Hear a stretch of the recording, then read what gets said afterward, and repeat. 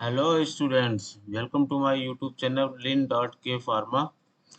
आज हम लोग देख रहे हैं evolution of crude drug part 2। तो पहले पार्ट में हमने ऑर्गेनोलेप्टिक इवोल्यूशन या मॉर्फोलॉजिकल इवोल्यूशन के बारे में बताया हुआ है। अगर आपने वो वीडियो नहीं देखा है तो पहले जाके आप मॉर्फोलॉजिकल और ऑर्गेनोलेप्टिक इवोल्यूशन का वीडियो देखें, उसके बाद में आप माइक्रोस्कोपिकल इवोल्यूशन का ये वीडियो देखें।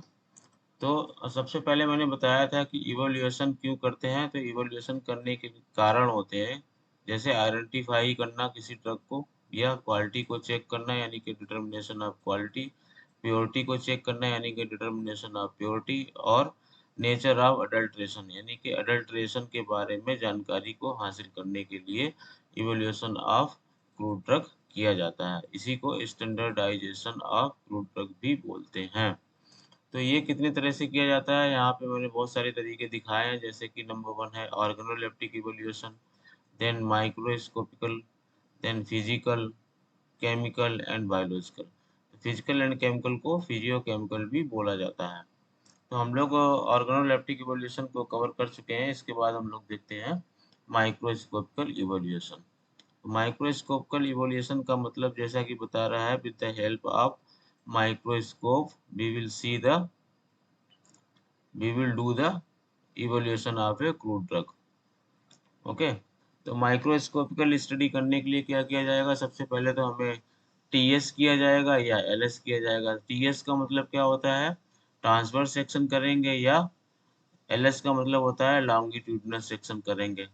ठीक है, तो क्या करेंगे, इसकी हेल्प से हम इवेल्युएट करेंगे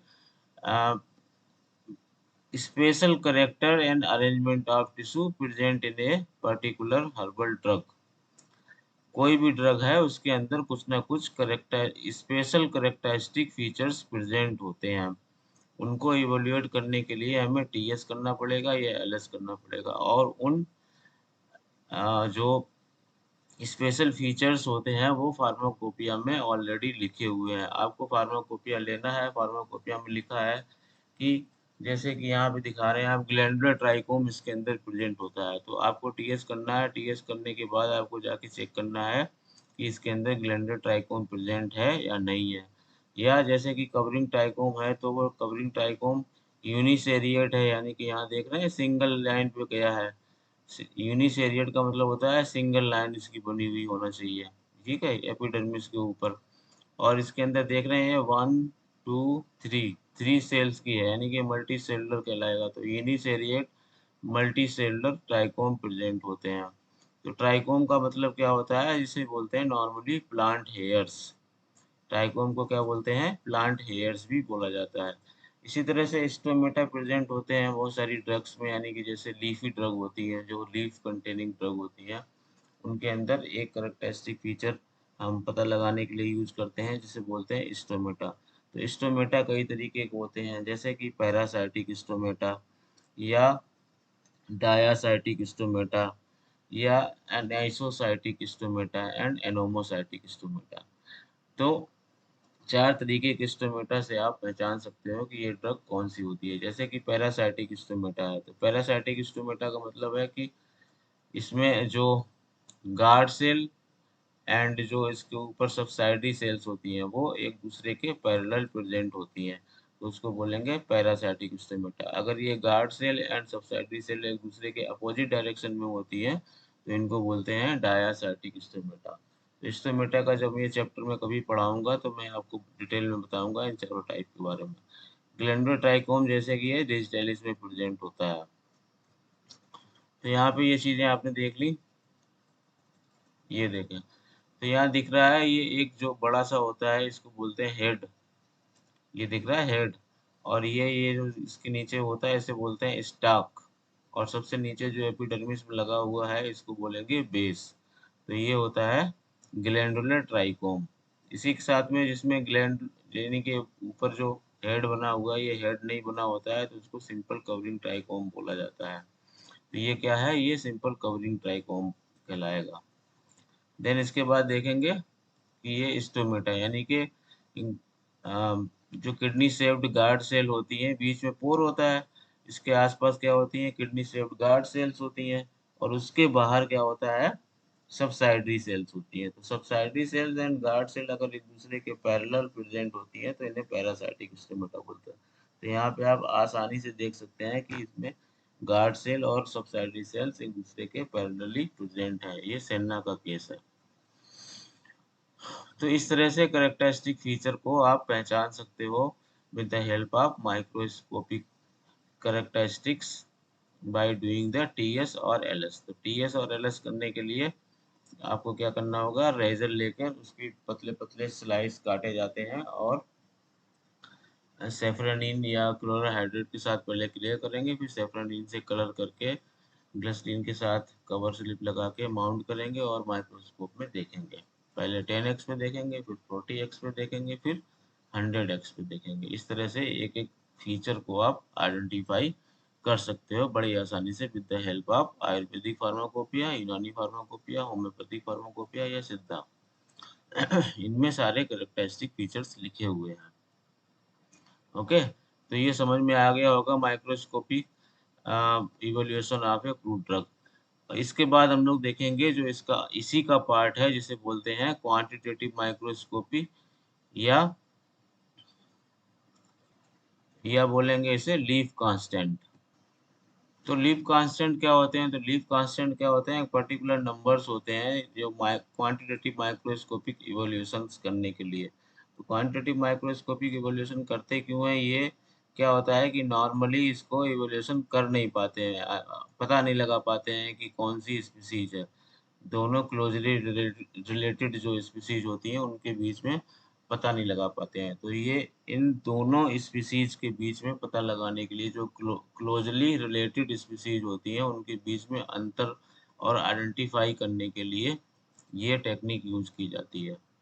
ठीक है, तो क्या होता है कि कोई एक स्पीसीज है पर्टिकुलर, मान लो दो स्पीसीज है, जैसे सेन्ना का केस ले लो, इंडियन सेन्ना और अलेक्जेंड्रियन सेन्ना। तो दोनों एक दूसरे से इतनी सिमिलरली लुकिंग होती हैं और आपस में इतनी मिली हुई होती है कि इनका पता लगाना बहुत मुश्किल होता है कि ये इंडियन सेना है या अलेक्जेंड्रियन सेना है। तो यहाँ पे क्या किया जाएगा, यहाँ पे क्वांटिटेटिव माइक्रोस्कोपी की जाएगी जिसमें जो डिफरेंट पैरामीटर्स होते हैं वो इवोल्यूट किए जाते हैं। जैसे कि यहाँ पे आप लोग देख सकते हैं कि जैसे होता है स्टोमेटल नंबर, ठीक है, stomatal index, palisade ratio, vein islet number, vein termination number, lycopodium spore method. तो ये लीफ कांस्टेंट या इसी को बोलते हैं क्वांटिटेटिव माइक्रोस्कोपी, जिसमें ये पैरामीटर्स देखते हैं। तो लाइकोपोडियम स्पोर मेथड जो है वो अलग से सेपरेट बहुत ही इंपॉर्टेंट क्वेश्चन है, 5 नंबर लाइक क्वेश्चन है।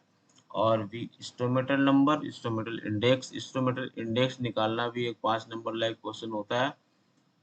बाकी stomatal number, palisade ratio, vein islet number, vein termination number, तो ये एक एक नंबर की डेफिनेशन आपसे पूछी जा सकती है। या जैसे 5 नंबर का क्वेश्चन बनाना है तो इन्हीं को दे देंगे, stomatal number, palisade ratio, vein islet number, vein termination number की डेफिनेशन लिखिए। ये 5 नंबर लाइक क्वेश्चन हो गया। ओके, लाइकोपोडियम को स्पेशल अटेंशन आप देंगे, ये अलग से बहुत ही इंपॉर्टेंट क्वेश्चन है। और स्टोमेटल इंडेक्स का भी बहुत ही इंपॉर्टेंट क्वेश्चन होता है, किसी भी मेजर एग्जाम में या माइनर एग्जाम में बहुत ही ज़्यादा पूछे जाने वाली ये क्वेश्चन है। ओके, तो यहाँ पे देख लें सबसे पहले क्या है, जैसे कि लीफ क्या होती है, तो लीफ में एक टिप होती है, एक मिड टिप होती है, यानी कि जो बीच में बना हुआ पार्ट होता है इसे मिड टिप बोलते हैं। लीफ कांस्टेंट का जो वीडियो है वो मैं सेपरेटली इसको अपलोड कर चुका हूँ। आप लोग चाहें तो डिटेल में वहाँ पे देख सकते हैं। मैं यहाँ पे जल्दी से कवर करता हूँ जिससे आपको माइक्रोस्कोपिकल इवोल्यूशन कवर हो जाए। ये डिटेल में मैं आपको पढ़ा चुका हूँ, ठीक है। तो इसमें मार्जिन को आप देख लें, मार्जिन और मिडरिप के बीच के पार्ट को लिया जाता है, ठीक है, और 1 मिलीमीटर स्क्वायर के एरिया ली जाती है, 1 मिलीमीटर स्क्वायर एरिया ली जाती है। तो 4 जगह पे आपको इवोल्यूशन करना है, उसका एवरेज निकाला जाता है स्टोमेटा का। स्टोमेटा कैसे दिखाई देंगे आपको, स्टोमेटा आपको सेकंड वाली आप फिगर देख रहे होंगे तो यहाँ पे ये जो राउंड राउंड किया हुआ है मैंने, ये आपको दिख रहा होगा, ये एक स्टोमेटा है, ठीक है। इसी तरह के स्टोमेटा आपको दिखाई देंगे। ओके, तो ये कैलकुलेट किया जाएगा 4 जगह पे, और इसका जो एरिया होगा वो क्या होगा, 1 मिलीमीटर स्क्वायर। तो ये माइक्रोस्कोप सबको पता होगा, दो तरह की माइक्रोस्कोप होती है, एक सिंपल माइक्रोस्कोप होती है, कंपाउंड माइक्रोस्कोप होती है।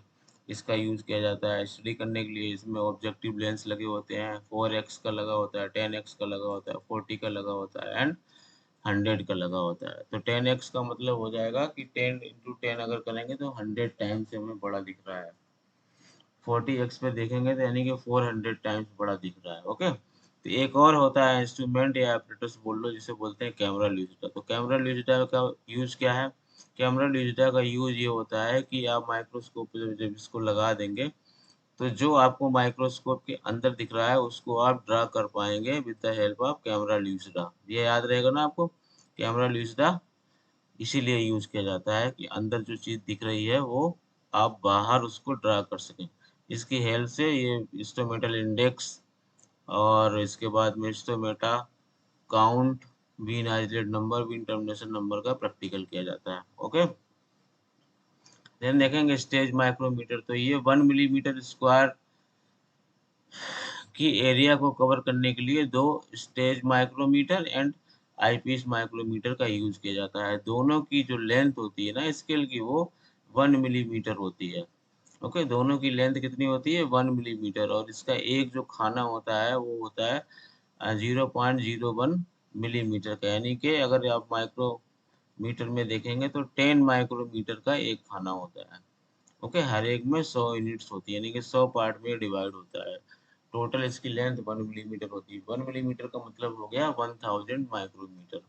अब आप कैलकुलेट कर लेंगे तो समझ में आ जाएगा आपको। ओके, तो पेलिसेड रेशियो क्या होता है? पेलिसेड रेशियो होता है कि एक एपिडर्मल सेल के नीचे कितने पेलिसेड रेशियो प्रेजेंट होते हैं। पेलिसेड में कितने पेलिसेड सेल्स प्रेजेंट होते हैं? पेलिसेड सेल का मतलब क्या होता है? जो रेक्टेंगुलर सेल प्रेजेंट होती है एपिडर्मिस के नीचे, वो देखेंगे आप लोग तो समझ में आएगा। इसी तरह से हिस्टोमीटर इंडेक्स हो गया, तो इसका फार्मूला दिया हुआ है, ये बहुत ही इंपॉर्टेंट फार्मूला है, S/E+S × 100। ओके, तो यहाँ पे एग्जाम्पल भी दिए हुए हैं, एग्जाम्पल भी पूछा जा सकता है, कैसे अंगस्टी कैसे एक्विटी। देन देखेंगे इंस्ट्रूमेंटल नंबर क्या होता है। तो इंस्ट्रूमेंटल नंबर होता है एवरेज नंबर ऑफ इंस्ट्रूमेंटा पर millimetre square of the epidermis. Epidermis का मतलब क्या है कि जो एरिया बताई थी आपको मिडरिब एंड मार्जिन के बीच में, तो वो एरिया ले लेंगे 1 मिलीमीटर स्क्वायर और उसका 4 पार्ट का इवोल्यूशन करेंगे। 4 पार्ट का इवोल्यूशन करने के बाद एवरेज निकालेंगे। ठीक है, तो एवरेज का ही बोलते हैं एवरेज नंबर ऑफ इंस्ट्रूमेंटा पर मिलीमीटर स्क्वायर। देन इसके बाद देखेंगे वीन आइसोलेट नंबर। तो वीन आइसोलेट नंबर कितनी प्रेजेंट है? वीन आइसोलेट क्या होती है, वीन टर्मिनेशन क्या होती है, मैंने आपको पिछले वाले वीडियो में बता दिया।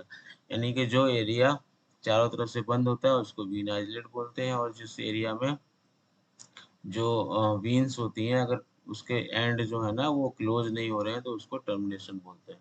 तो vein islet number 1 millimetre square में कितनी वीन आइसोलेट्स प्रेजेंट हैं, यानी कितनी बंद एरिया है, उसको बोलेंगे vein islet number. And vein termination number क्या होता है? जो जो आपस में खुली हुई यानी कि खुला हुआ जो होता है, तो उसको बोलते हैं वीन टर्मिनेशन नंबर। यहाँ पे देख रहे हैं ये ब्लू कलर का जो एरो लगा हुआ है ये है वीन टर्मिनेशन।